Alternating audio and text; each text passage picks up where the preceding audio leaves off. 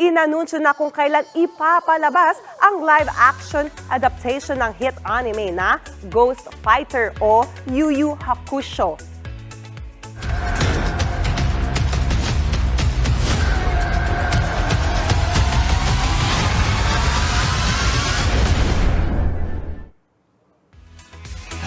Base sa short video ng Netflix, sa December 14 na ipapalabas ang much-awaited series. Sa mga naunang report, hango ang plot nito sa original manga series na artist na si Yoshihiro Togashi. Bida rito ang Japanese actor na si Takumi Kitamura bilang si Yusuke Urameshi o mas kilalang Eugene. 2020 pa nang unang i-anunsyo ng Netflix ang big project na ito.